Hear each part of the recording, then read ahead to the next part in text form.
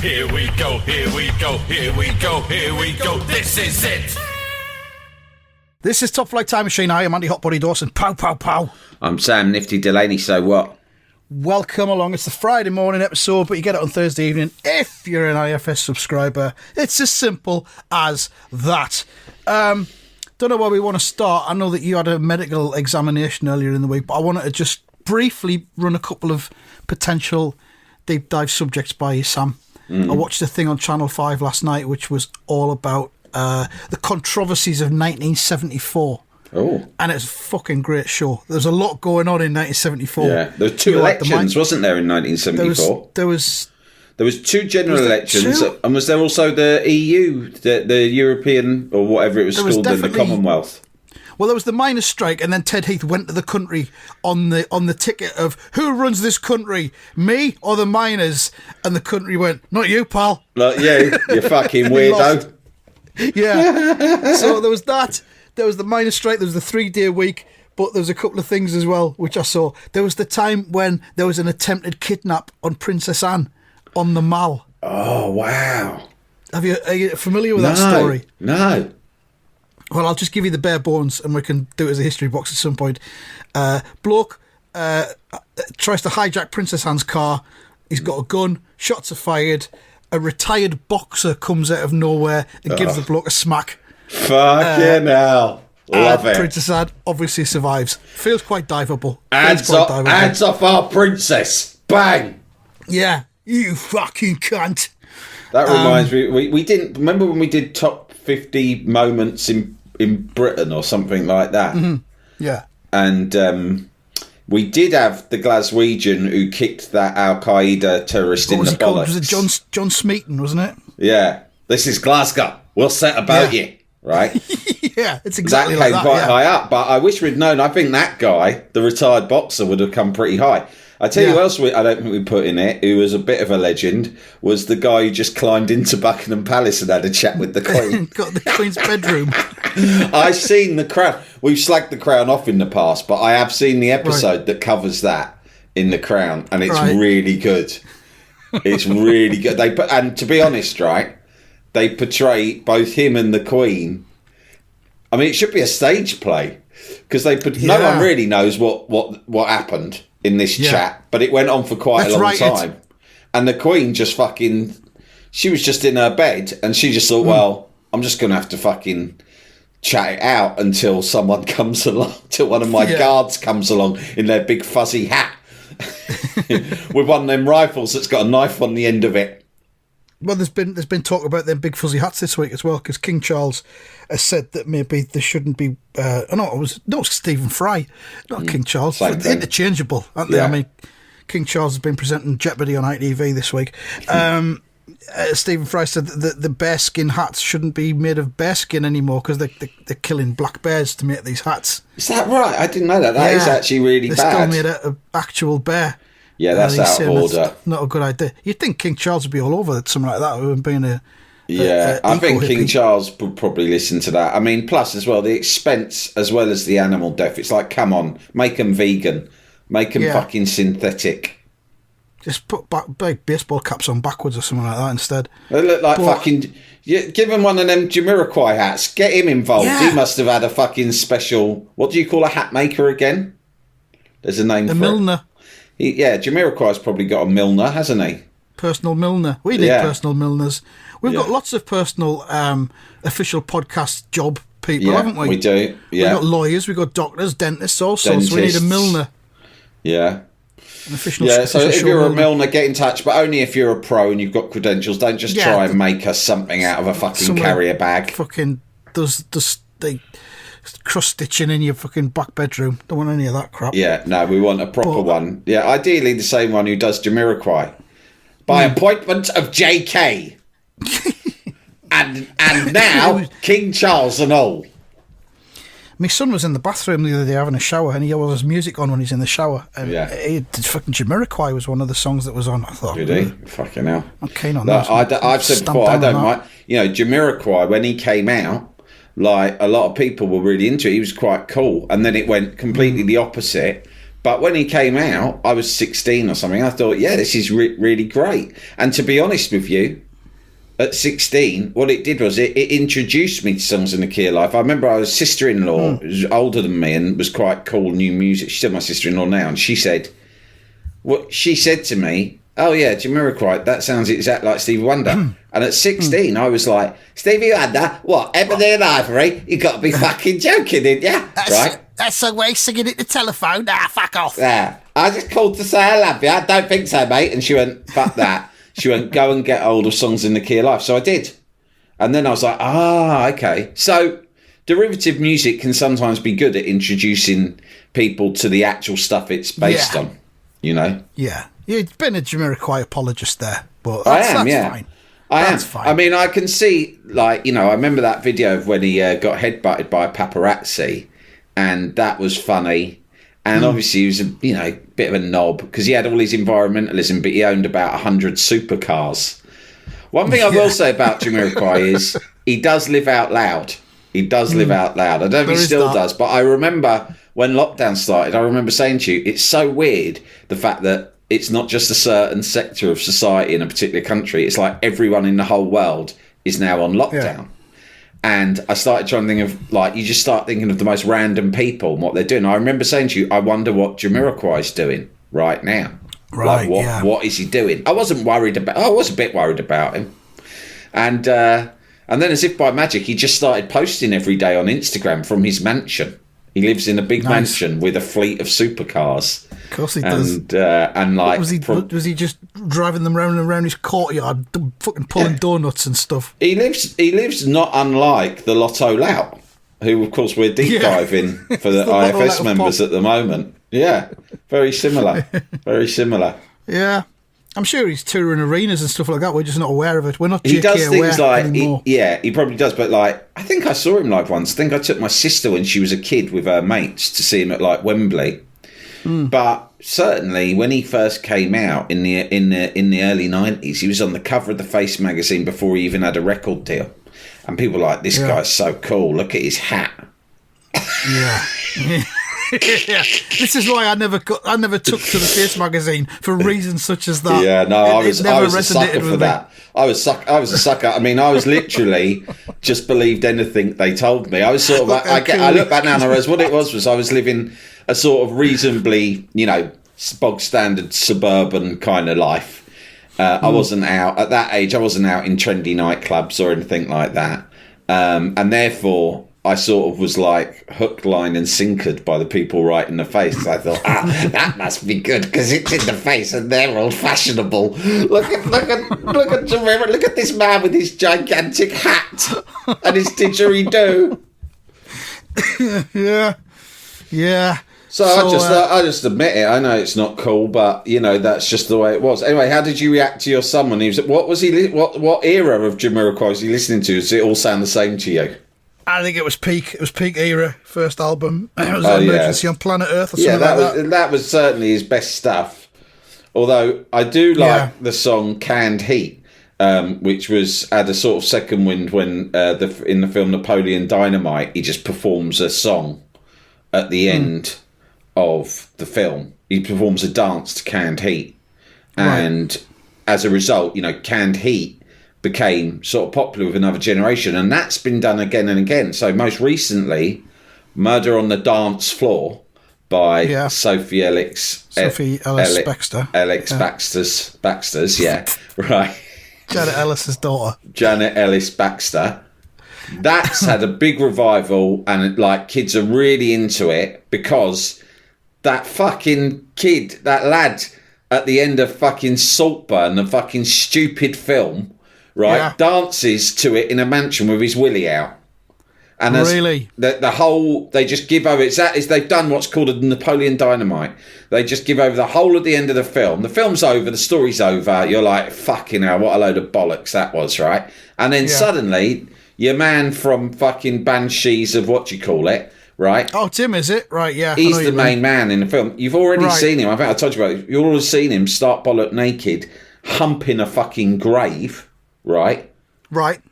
And probably won't watch this now you've revealed all these spoilers, but... Well, don't. This film would infuriate you. I'm saving you time, my daughter mate. said it was shite as well. It's absolute fucking bollocks shite. Yeah. There is a couple of good performances in it, right? But, like Richard E. Grant's funny in it. But it's a cunt of a film.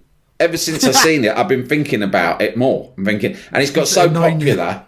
And like my daughter and all her mates, they're all listening to Murder on the Dance Floor because they think it's really funny. Because they're teenagers. They think it's funny that he dances around with his willy out at the end. Not just a little bit. You see his knob for the whole 3 minutes while he's dancing around to Murder on the Dance Floor. Is he twirling it round in the air? It's flapping about and everything. Yeah. And his balls. And you're like, all right, yeah, well done. Or, you're a fucking rebel, aren't you? Now what? Yeah. What am I supposed to do with this? And anyway, it's gone to number one. And another one, when we were talking about the last scene of The Sopranos the other day, and of course they have Journey's "Don't Stop Believing" is the song that Tony Soprano puts on the jukebox, and it plays over that scene, and that became, I'm sure it's not the case anymore, but back then. It became Spotify's number one most downloaded or listened to song as a result of that final scene.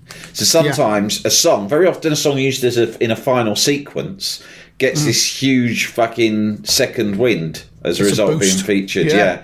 And that's happening in Murder on the Dance Floor. I mean, Tarantino did that a lot, didn't he, in the 90s, with stuff that he put on his soundtracks because he was very fastidious about what They are good soundtracks, aren't they? I like Tarantino's music taste.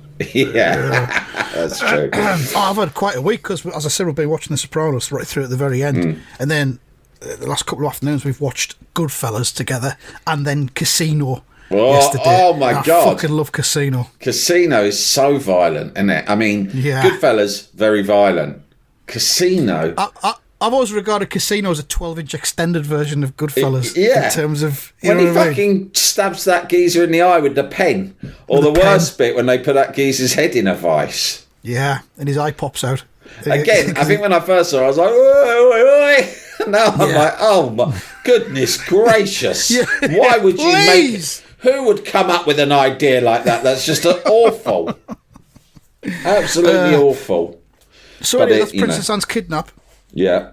1974. The other 1974 thing that stood out as diveable was when Brian Clough took over at Leeds United for 44 days. Oh, yeah.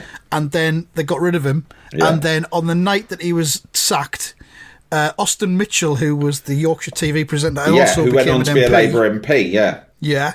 Austin Mitchell did an interview in the studio with Brian Clough about his sacking, but they also brought fucking Don Revie in as well. Amazing, yeah. And Clough's like going, oh, well, the changes were needed. I regret nothing about what I did at the club during my time. And Revie's going, that was because you were a cunt. Yeah, you went in there and you acted the cunt. Yeah. It was I've seen clips of that. It's fucking unbelievable. I mean, imagine pulling that off, Austin Mitchell. Unbelievable. He's just pulled it off. I tell you what, see if we can get Clough. You wouldn't even try that these days when someone had just quit, right? No. And they go, oh, he said, yeah. Do you know what'd be really good? I wonder if Revie as well. We could also get Revie and sort of like hijack him. Great. I'm sure they'd have asked Clough and said, do you mind if we get Don Revie in as well? And he'd have gone, yep. Yeah, no problem. Yeah, more the merrier. Bring in Alf Ramsey as well if you want. Bring any con. I'll take them all on. Yeah. So I'll tell you what, though, right? Talking of cunty footballers with too much to say for themselves, this whole Joey Barton thing on Twitter, it's like, all I would say is it gets to this point where Joey Barton, in my opinion, my amateur analysis, Joey Barton is going through a pretty severe mental health crisis. I'm not even joking. I mean, it's like, it's just no one, whatever you're fucking tweeting, if you're on it that much and you're responding and reacting to that degree, it means you're going through a hard spell. And the more people say, like, have a go at him, I almost think, do you know what? Just fucking ignore him, leave him alone for his own fucking good, because this is going to end badly. He is publicly spinning into a pretty bad breakdown, and he actually needs someone It's not our responsibility. It's not the responsibility of Top Flight Time Machine to reach out and help him. I'm not saying that. Joy. If you listen, I heard two versions of this. I heard it was their responsibility. No, I mean, look, if he was listening, I'd say, mate, give me a call. I'll fucking help you, because you're coming out with some pretty rum stuff that is not nice. But I just think that should be, the content of what he's saying should be ignored. It's the fact that he's fucking saying like all this stuff non-stop is an indication that the bloke is fucking struggling, and people ought to like leave him be. And hopefully he's got someone who loves him who's going to say, do you know what? Come on, you need a bit of a rest and a chat. Move away from the computer. Yeah, he's got post-traumatic stress disorder from managing Bristol Rovers, I think is what it is. Well, yeah, I mean, and who can honestly say that they wouldn't go through something similar if they were made to manage Bristol Rovers? But I think I saw the other day that he's offered to co-host a podcast with Matt Letizia, that's not going to help anybody. I know. He's now drifted into that arena that Letizia exists in. Very strange, because when he did get... There's a lot of footballers getting into it. Yeah, I know, but weirdly, he positioned himself for a while as sort of very kind of liberal, like a hard man version of Pat Niven. Well, the media fell for it hook, line and sinker. Did they go on Question Time and stuff like that? He was a bit of a thug when he was younger, but he seems to be reformed now because he's using long words. Yeah. Let's get him on Question Time. But, he did a bit of a Russell Brand. There's no there. There's never been anything there. Yeah, a bit of a Russell Brand, exactly. I read his book. His book is, I mean, his upbringing, and this isn't, by the way, me. I'm not going to double down on my apologising for Jamiroquai to now apologise for Joey Bart. That really would be problematic. So I'm not saying it for any reason like, oh, you have to understand. All I'm saying is, just separate side note, Joey Barton's fucking book is mad, and his childhood was fucking brutal. Absolutely fucking mental and brutal, but the lad never had a chance. Jalapeño. Here's a brief but annoying message to let you know that you wouldn't be hearing this brief but annoying message if you were a subscriber to our Iron Filing Society Patreon offering. For the price of a pint and a St Clement's each month, you can get up to 4 episodes a week, 9 months before the rest of the world gets them. Early access to regular episodes, lots of other marvellous benefits, and there's absolutely no adverts or brief but annoying messages like this that'll get right on your tits. Find out more and subscribe now at tftimemachine.com/ironfilings. Jalapeño. Jalapeño. Do you want to hear about my health test, or is there any more 1974 stuff we need to discuss? I'm enjoying this. There's another possible deep diveable thing, but I'll leave it because I don't want to give too much away. And it's not 1974 either. So yeah, let's hear about what you've been up to. Well, it was it's for a story, so I managed to get it free, but it was one of these private health tests. I'd never use private healthcare if I was paying. What's the point? Get it free. Yeah, exactly. But this one was an expensive one. It was like, like the AA sort of 100-point test you can do. If you're buying a car, you can pay the AA to come and do a 100-point check on your car if it's second-hand. All right. Yeah. And it's basically like that, but on your body. 100 points of the body. 100 points of the body, which sounds like a name of a Wu-Tang Clan album. But in fact, it was what I went through. They did the heart. They did. They gave me 2 ECGs, where one was a mini one where you just put your fingers on a tiny little metal disc, and it reads your heart rhythms via the pulses in your fingertips. That was quite good. They obviously tested my bloods.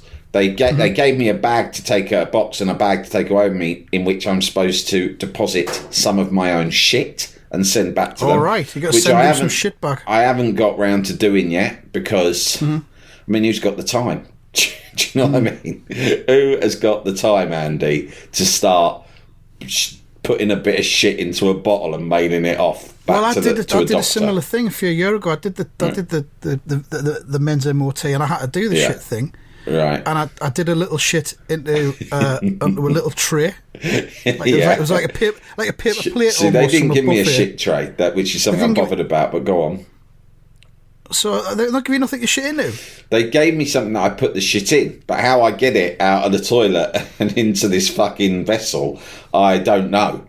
Because they gave me I'm sure they give me something to shit into, and then they give me like it was almost like a syringe type thing, and you had to scrape across the turd. Oh my God. And pick some, so it would pick some of it up into this receptacle, Yeah. like a thin syringe type receptacle, and then you had to send that off rather than send the entire shit off. Unbelievable. Maybe it's changed since I got mine done. Well, I don't know. I mean, they gave me this box to take away, and to be honest, I've sat it on my bedside table, so I don't forget about it. And I haven't read the instructions inside of it, but I haven't seen a tray. And my wife did say, "What's that box on your side table?" And I went, "That's my side table. That's my business." I said, "Don't worry about that. That's just something I've got to shit into for work." It's a work thing. Hey, you're not complaining. I'm still getting us our Friday night curry. Don't ask me questions about where the money comes from. Yeah. I've told you before. It's like in The Godfather. I've told you before, Kate. Yeah. Never ask me about my work. I was going to say, pipe down, Carmella. Don't you worry about where it's coming from. The less you know, the better. I heard her on the phone to her priest. Now he's shitting into a box. I mean, I don't know. What kind of a person is he? Is this the guy I married? Yeah. They also put my... they put their fingers... He felt my balls and then put his finger up my arse all in one go, really. I mean, not at the same time, but he said, get up there and you have to hold your willy aside, and then he feels your balls. I've had that done to me a number of times. It never gets easier. It's not painful, but it is... When someone else is doing it, you do feel very like... What's the word? Tense. Vulnerable? Tense, vulnerable, and skittish. Afraid? Yeah. And then he's like, right, they're fine. Now lie on your side. And then suddenly I had the snap of the rubber glove, and he's feeling my prostate. Oi, oi. Yeah. Fucking hell. Was it lubed? Yeah, he lubed it up. I think he lubed my arse and presumably his finger, but it... Oh, yeah. Again, I don't want to discourage listeners because it's good, especially if you're getting, if you're 50-ish or above, it's well worth getting it checked. But it's just a few seconds discomfort. It's a few seconds discomfort, so I don't want to discourage anyone. But at the same time, it was a lot to cope with all at once. It's fucking deep, isn't it? Yeah, and he rummages as well. Yeah. Rummages around. I was like, fucking hell, mate. Luckily, the doctor was a bit of a laugh, so I could swear. And I did say, fuck me, that's not pleasant. As he goes, nah. Well, mine was done by a not unattractive lady doctor. Oh, my God. Added a frisson to the whole thing. That would be worse. That would be worse for me. Yeah. This doctor was a bit... I think they'd given me a lad doctor. I don't know if they did it on purpose, but he was a bit like, oi, oi, come on, time to put a finger up your ass. At one point I thought, are you really a doctor, or is this some sort of like Jeremy Beadle type setup here? Yeah. Beadle going to fucking appear with a clipboard and a false beard at some point. Yeah, it wasn't a doctor at all. It was our hired actor. Yeah, the newspaper set the whole thing up. They've got hidden cameras put in there before you went in. Yeah. Then I had to do a test on an exercise bike with my chest attached to wires. Then they checked my body fat proportions with a load of electric clips at various different points of my body that sends sort of electrodes through your body and then tell you how fat you are. All right. Results coming through. You are a fat cunt. Oh dear, Mr. Delaney. The computer has deemed you a fat cunt. But remember, that's only according to NHS data. It says, you are quite fat, but it could be worse. Yeah, I've seen fatter, but all the same, lay off the crisps. You are not as fat as your podcast partner.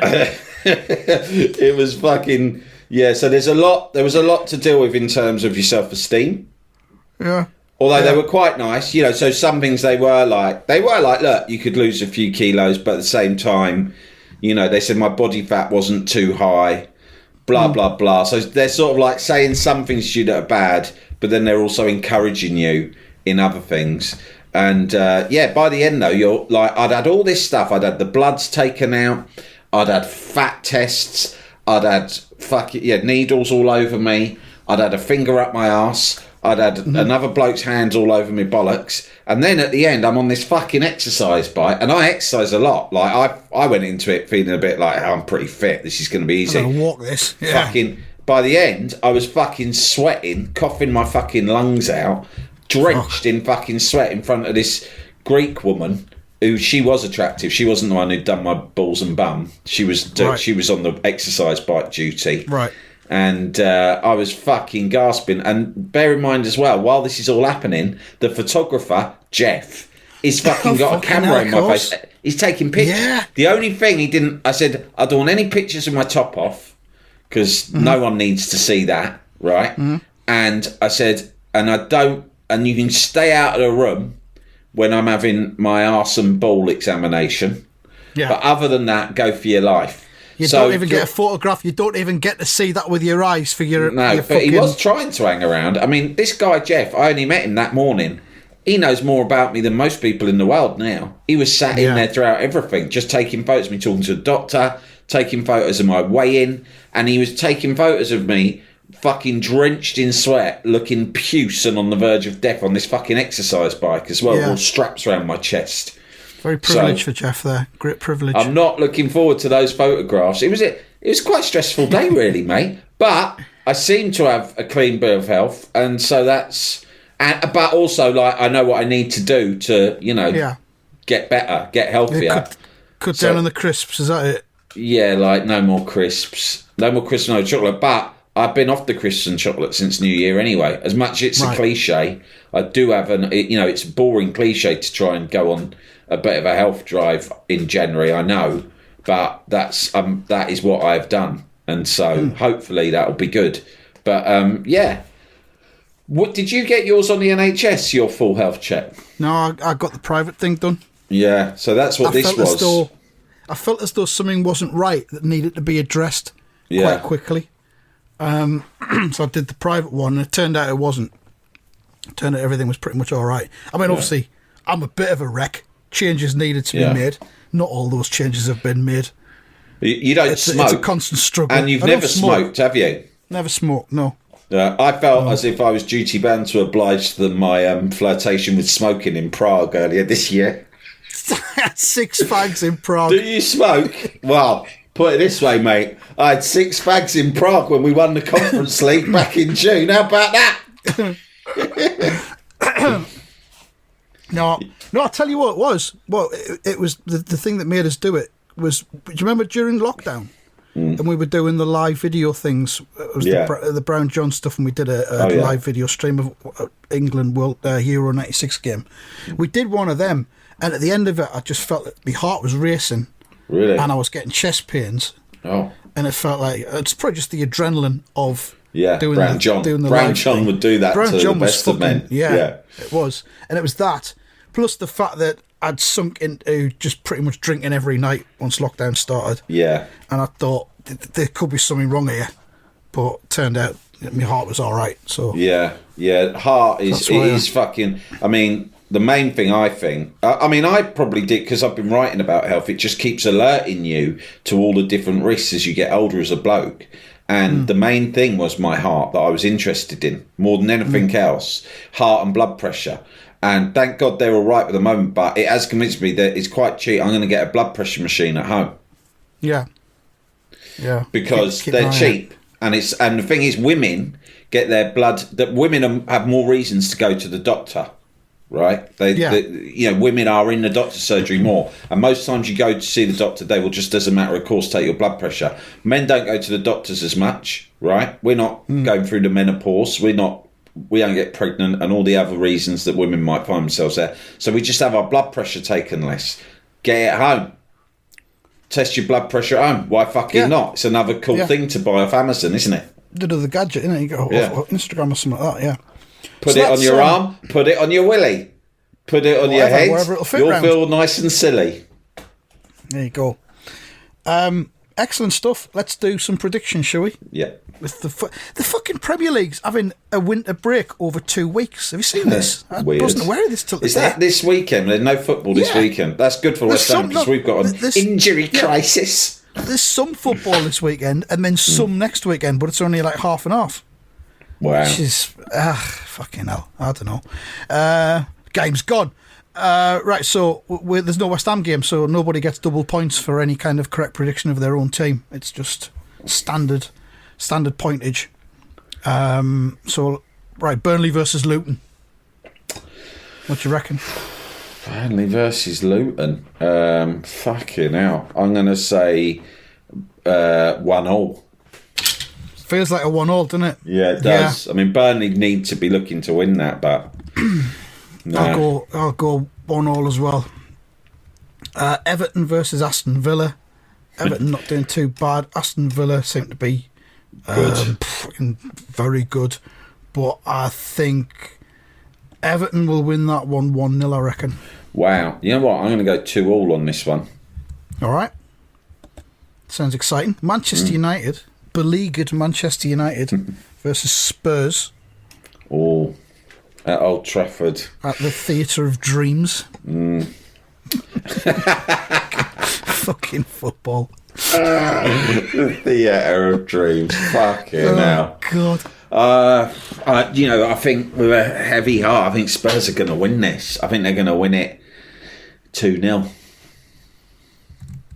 I'll go 1-1.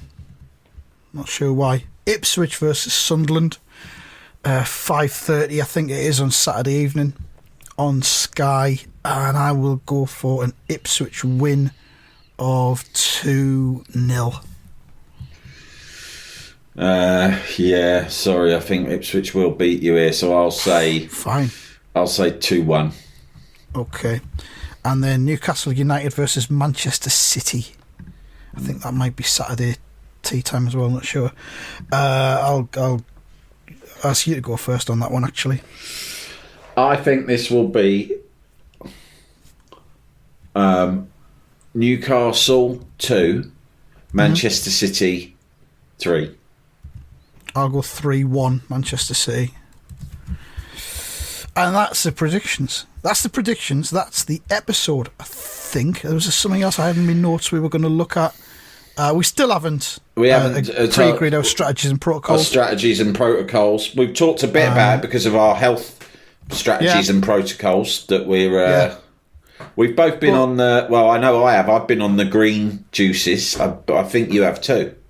So I haven't started them yet. We've got some green juice we might be advertising. Yeah, so we'll give them a little bit of a free hit. No, we won't mention the brand yet until they're paying us. Not yet, not hand over the money. But already, our strategies, I think anyone listening to this can see that our strategies and protocols are on the up this year. And so fucking watch out, Jake Humphrey. Watch out, Joe Rogan. Watch out, Huberman Labs. Because we could be the elite fucking performance podcast this year. And the Diary of a CEO. Diary of a CEO, yeah. Watch out. John's CEO. We're coming for you. Joey Barton. We've got all of you in our fucking sights now. Yeah. Let it be known that the lads are on the fucking green juice. But the strategies and protocols are ongoing and fluid. I'll say that. They are. Interchangeable. Yeah. Yeah. All right then. Thanks very much for listening, and goodbye. Goodbye.